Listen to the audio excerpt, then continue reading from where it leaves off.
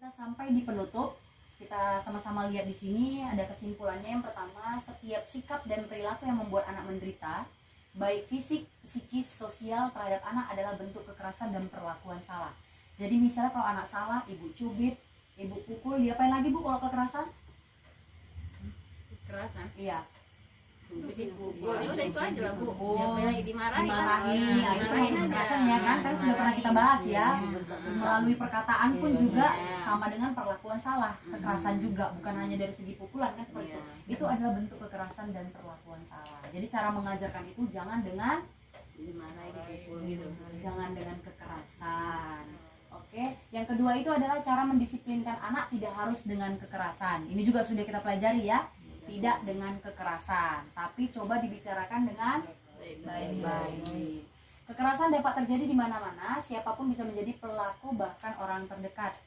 Jadi walaupun di tempat ibadah, ya itu nggak menutup kemungkinan Bu. Bukan berarti karena kita sudah ada di gereja atau di masjid atau di pura atau di candi atau di mana sekalipun, kekerasan bisa saja terjadi. Misalnya ibu lagi sholat nih kan, banyak anak main, delok matanya sikit. Itu kekerasan yang secara psikis. Kan sudah terbatin anak kan. Nah, yang keempat itu orang tua wajib mencegah kekerasan dan perlakuan salah untuk melindungi anak. Nah, ini juga sudah kita pelajari dan cukup jelas ya kalimatnya ya. Yang kelima, pencegahan kekerasan dan perlakuan salah dilakukan melalui yang pertama itu deteksi dini. Membawa anak ke tempat aman, melaporkan ke RT RW setempat. Jadi kalau misalnya ibaratkan ibu sudah melihat di sini ada kekerasan baik sama anak orang, sudah, dan ibu kan tidak berhak. Kadang kan kita gitu ya, ikut campur aja sih kan gitu. Nah, nggak salah Bu, ibu deteksi dulu kekerasan ini termasuk kekerasan atau tidak. Jangan pula gara-gara mamanya jangan lah kayak gitu ibu langsung ini kekerasan. Jangan gitu, belum tentu. Kita telaah dulu, deteksi dulu.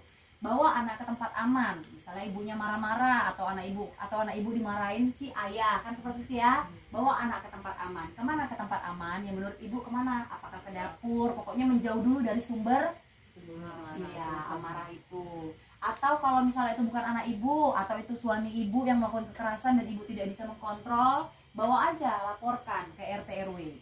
Kalau untuk polisi sih, kalau antar suami dan istri kayaknya masih bisa dibicarakan baik-baik ya. Jangan gara-gara suami marahin anak, ibu langsung lapor polisi. Pikirkan juga dampaknya. Kalau misalnya bapaknya nanti berkasus, dia besar tanpa kasih sayang bapak kan bermasalah juga kan, sudah terpelajari ya Bu ya. Nah, jadi selagi masih bisa dibicarakan, tapi ibu perlu orang ketiga untuk mediasi, nggak apa-apa, melapor ke RT RW. Ada beberapa seperti di Cinta Damai Bu, dia berantem sama suami istri, ya, itu melapor ke pendamping. Nah, kadang nggak salah juga.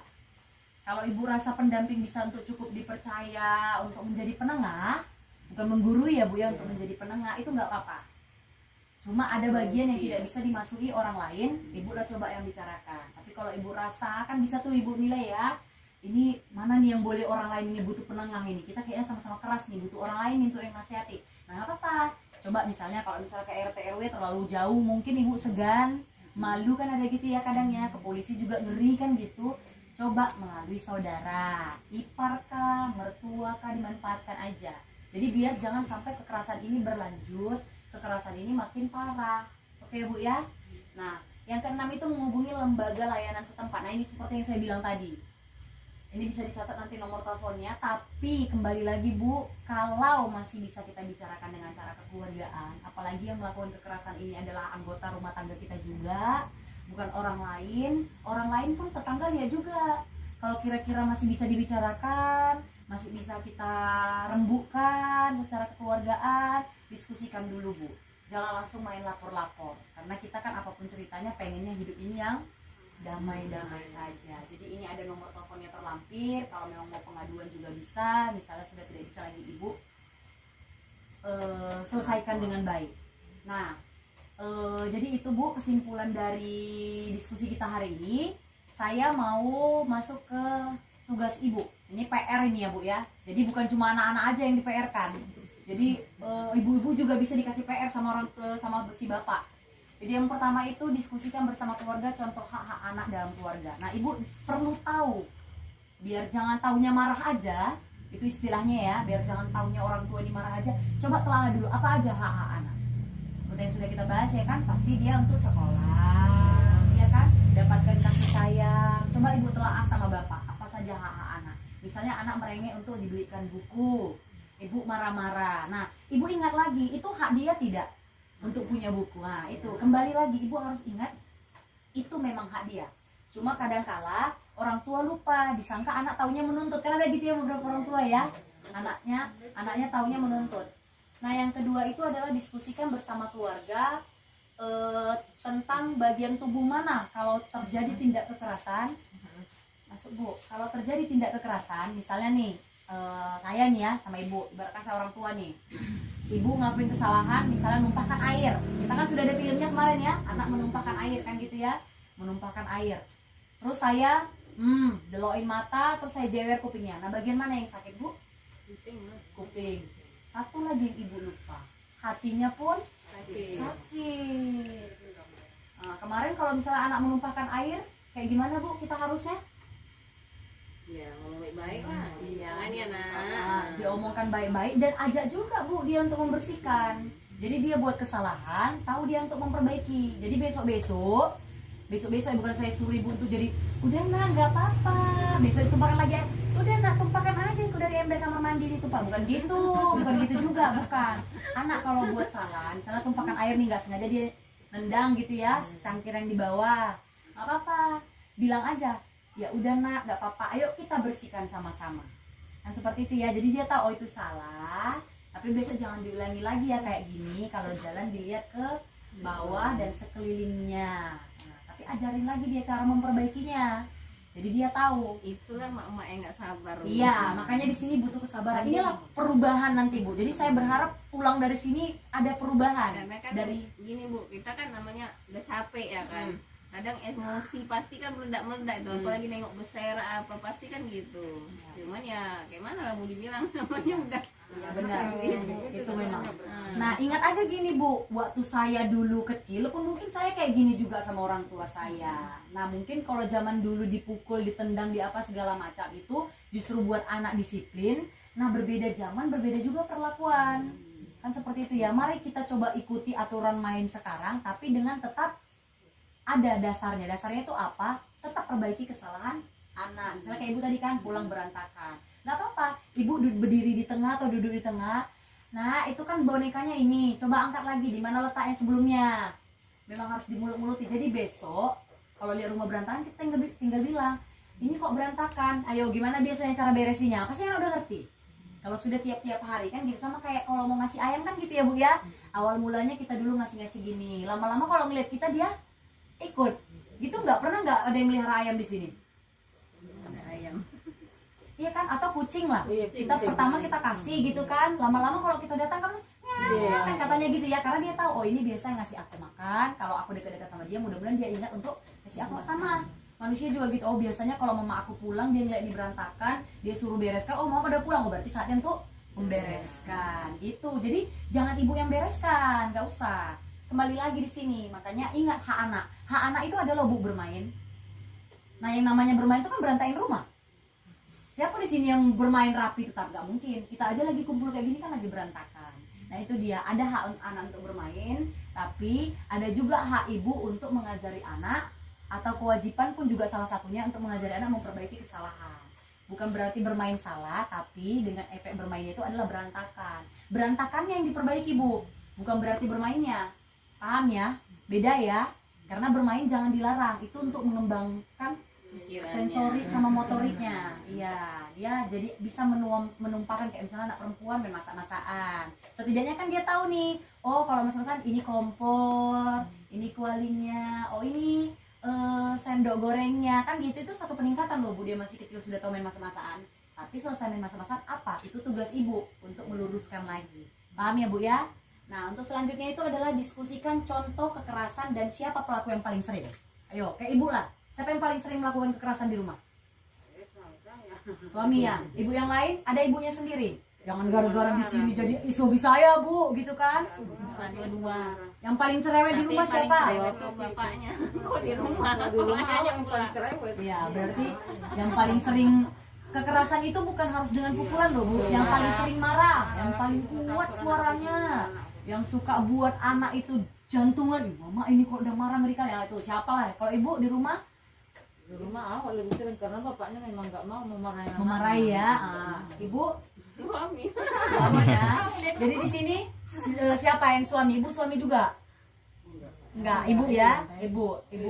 Nah, ibu yang suami ya. Nah memang ada yang kayak gitu. Siapa yang paling sering? Karena kan jumpa seminggu sekali jumpa orang nih mengkek, jadi ayahnya mungkin capek, jadi bawa emosi. Anak-anak ini gitu bu, jadi kesannya apa? Jadi cari muka tapi Salah caranya. jadi ayahnya marah, jadi awak pun jadi kayak mana lagi setaunya. Nah, itulah yang perlu didiskusikan. Tadi maksud saya seperti itu contohnya ya. Kalau ibu kan karena ketepatan ibu yang datang. Yang ibu yang datang, jadi mungkin dengarkan ini nanti sudah bisa agak berubah sedikit. Paham ya, Bu? Bukan berarti saya melarang ibu untuk mencereweti anak, tidak. Cerewet itu pasti. Namanya orang tua pasti ada masanya untuk cerewet sama anak. Tapi kalau kayak ibu, misalnya nih di sini ya, diskusikan bersama keluarga, contoh kekerasan dan siapa pelakunya. Ya, siapa yang paling sering? Misalnya nih kayak ibu, ayahnya, "Pak, kenapa sih marah-marah? Iya, ini udah capek." Nah, coba diskusikan. Gimana caranya biar mungkin anak-anak rindu, Pak. Kayak ibu kan, ibu karena sudah ada di sini sendiri ya. Kalau bapak kan berarti antara bapak sama ibu yang paling ya, ibu yang paling sering marah-marah. Nah, di sini cobalah yang tadi kembali, ingat hak-hak anak. Biasanya anak ibu sering ngelakuin kesalahan apa? Yang buat ibu paling gede gitu, yang paling kesal, yang minta ampun diubun-ubun. Bolak-balik minta duit. Untuk apa duitnya katanya?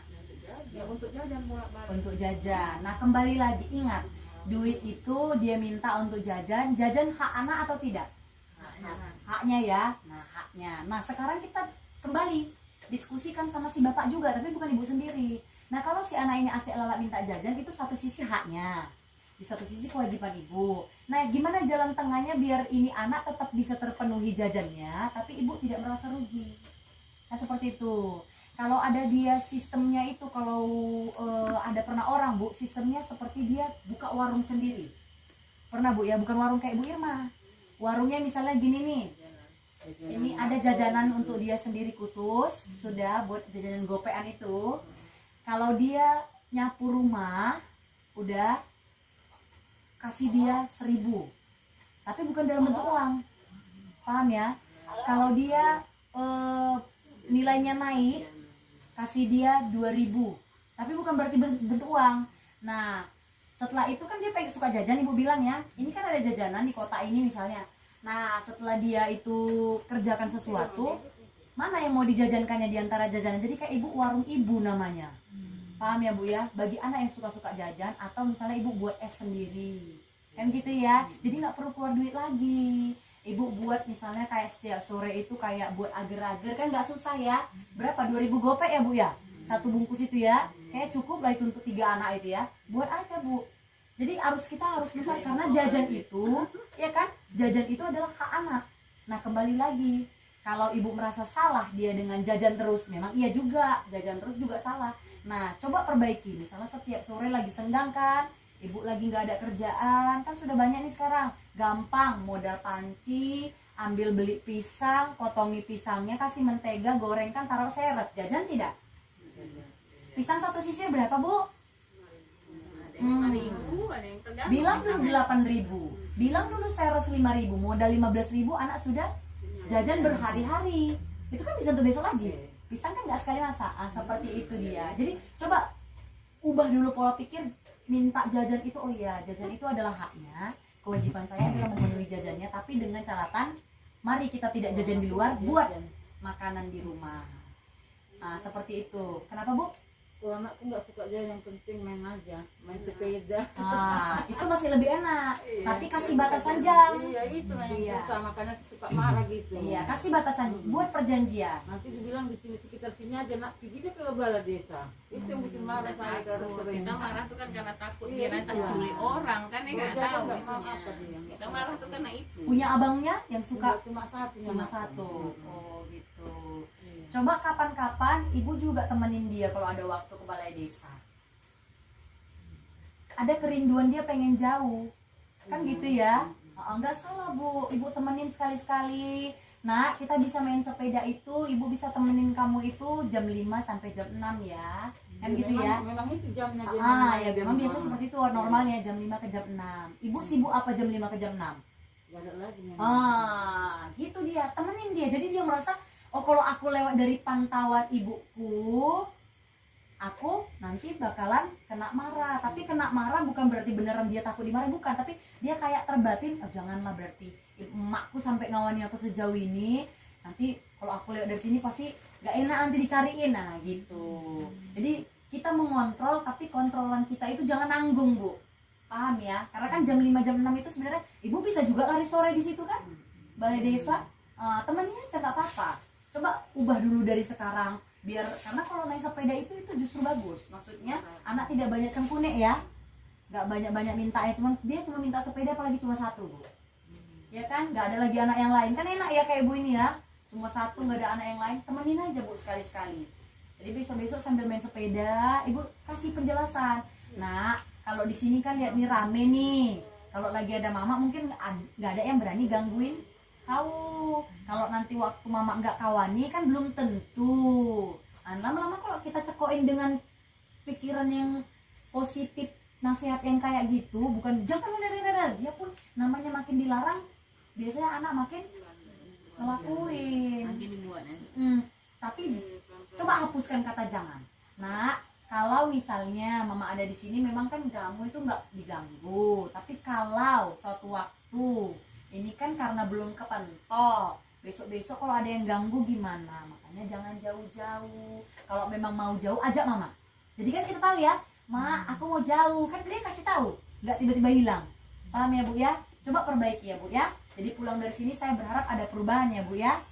Oke, yang selanjutnya itu adalah diskusikan bersama apa akibatnya kalau ibu pernah melakukan kekerasan. Misalnya ibu pernah mukul. Ada yang pernah mukul di sini? Nggak ada ya, mudah-mudahan jangan ya. Mulut aja lah yang Iya, repet. ada yang pernah merepet, ada yang anaknya direpeti sampai nangis. Anak ketawa Anak dia. itu gampang nangis, orang diapain itu terus nangis. Terus nangis dia ya. Ah. Dampak kekerasan itu sebenarnya bukan hanya fisik ya, Bu ya. Psikisnya juga, mentalnya. Jadi kalau misalnya kita mau keras, ada masanya kita keras, misalnya udah gak tertahankan ibu lagi. Kan kemarin sudah ada kita ya untuk melatih amarah ya, yang latih senyum sendiri, yang saya bilang jangan sampai senyum-senyum di depan rumah sama orang gila. Ingat ya? Itu kan ada, udah diperhatikan belum kalau marah-marah ibunya? Sudah mulai belum? Pasti belum. Kalau mau marah yang minum, jangan lupa baca doa, senyum-senyum, hela napas, tarik napas dalam, buang. Udah diperhatiin belum? Belum pasti nih. Lupa jangan-jangan. Nah selanjutnya ada yang mau ditanyakan? Habis. Jadi sampai di sini bisa dipraktekkan di rumah, Bu? Insya Allah bisa. Bisa ya. Biar ada perubahan. Setidaknya dimulai dari ibu dulu, nanti pasti tertular ke bapak. Nanti kalau sudah bapak sama ibu seperti itu tertular ke anak. Nanti anak punya istri, punya suami pun kalau berumah tangga pun tertular juga, Bu. Percayalah. Jadi turun temurun keluarga pun kita perbaiki. Paham ya? Jadi pola pikir itu harus kita ubah dari sekarang, dari kita, biar anak pun juga berubah juga dianya, Bu. Gitu. Jangan